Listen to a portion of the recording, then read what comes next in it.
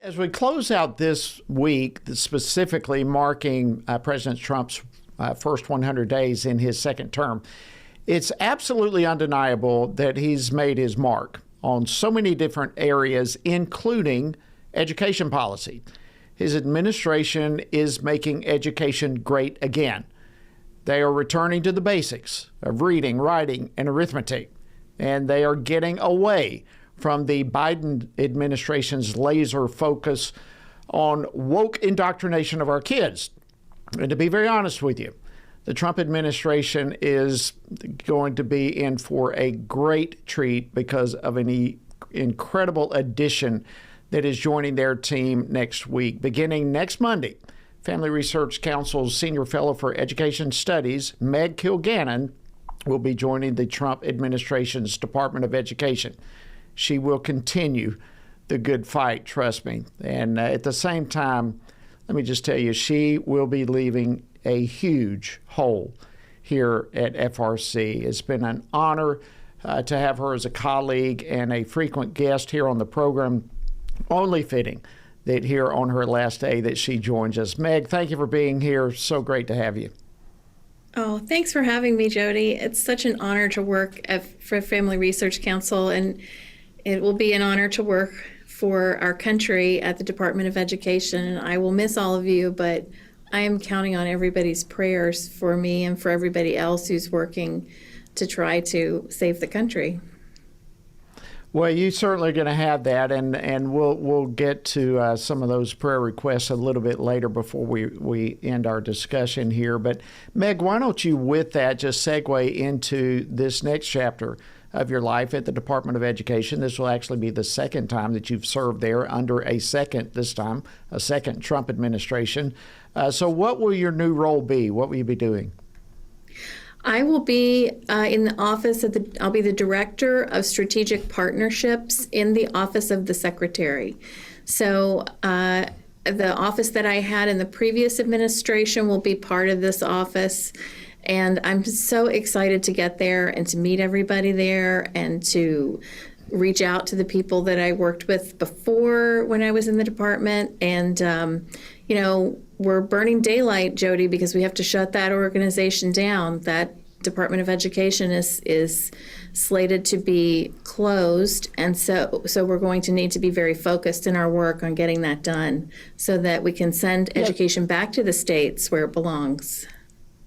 Yeah, that's what I wanted to ask you. As there is a process to shut down the Department of Education on a federal level, or at least the biggest bulk of it, how is all this going to unfold? Do you have a sense of what the plan is, or at least enough of it that you can share a portion of that with us? Well, there have been, drafts of this idea have floated around in the conservative movement and been published on all kinds of places over the years of how you could shut down the Department of Education. And so I'm sure that this will look a lot like some of those plans. But one of the examples that's a great example of the challenge that you face when you're doing this is we had, and there was an article in Education, in Ed Week this week, talking about the fact that the Trump administration has removed funding for the Safer Schools Act. After the shooting in Uvalde, do you remember when the young man went in and killed a couple of teachers and about 19 students, I think, in Texas? The Congress passed this massive Safer Communities bill where they were spending just billions of dollars on things, and there was a tremendous amount of money that was slated to go into public schools, enough money to hire a psychologist or a psychiatrist for every school in America.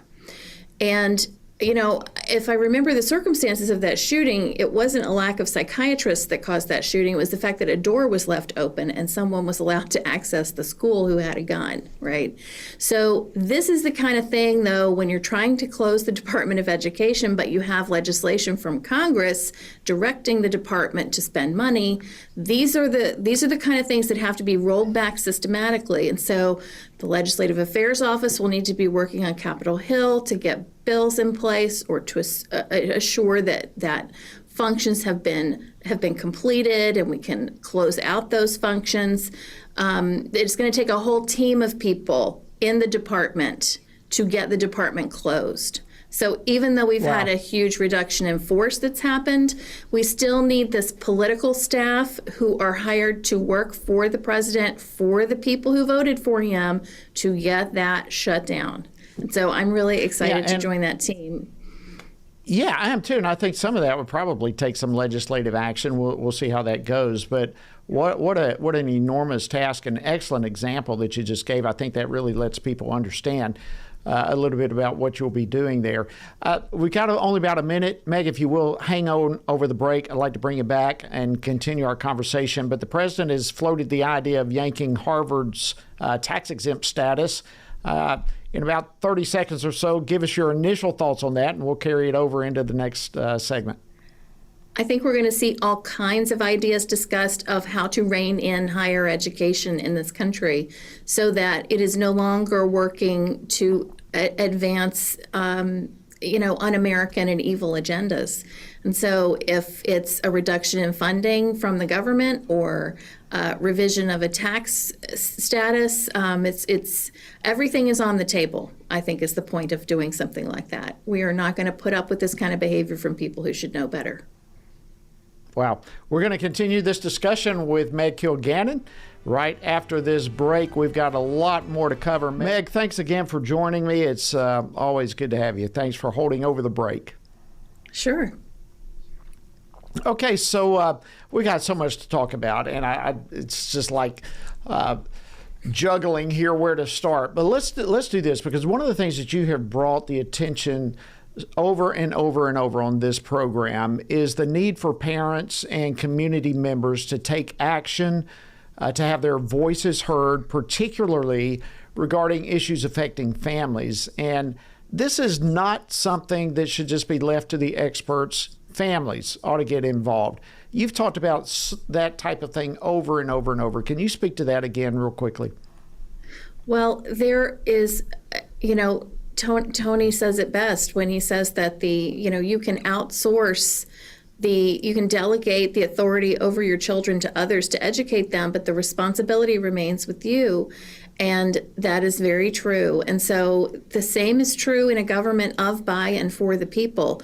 We can delegate our governing responsibilities to other people, and we can hope that they do a good job. But there is just always a need for people to be informed and engaged in their local government, in their state government, and at the federal level. But especially at the state and local level, your town council, your local school board, your local school, your church, your neighborhood, your family.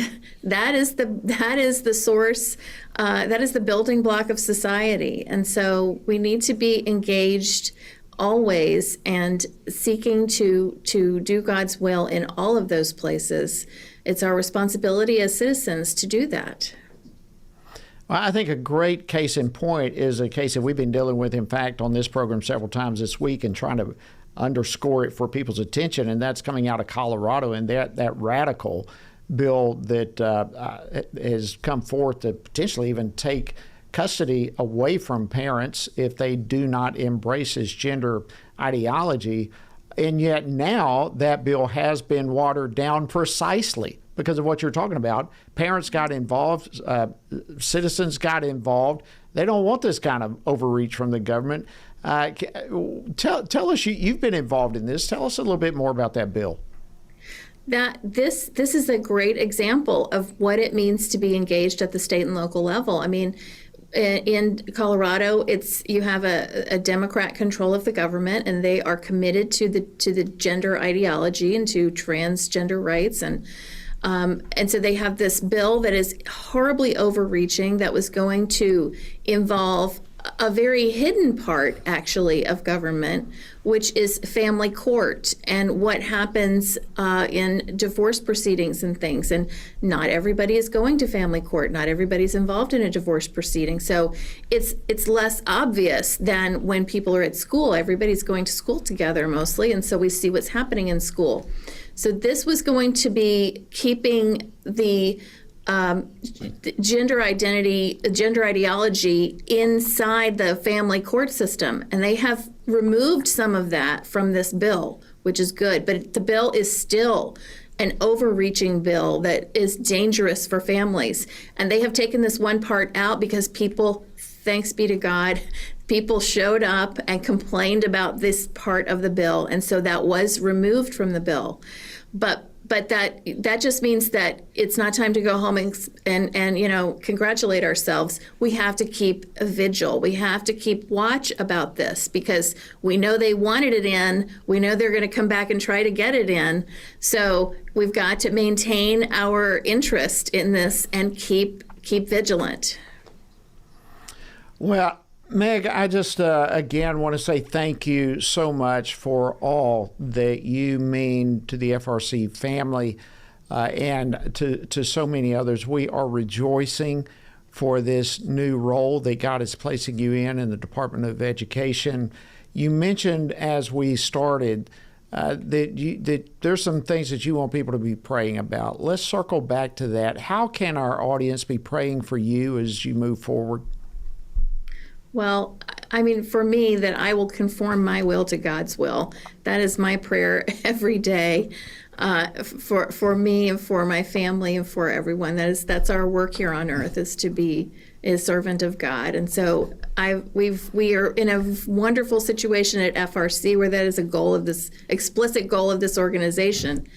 And I'll be working in an environment now where that's not necessarily the explicit goal of everybody there. And so I just would ask for people to pray for me and for everybody who is in government service, whether we're political appointees or career civil servants, that we are all seeking to do the will of God for the good of people in our nation.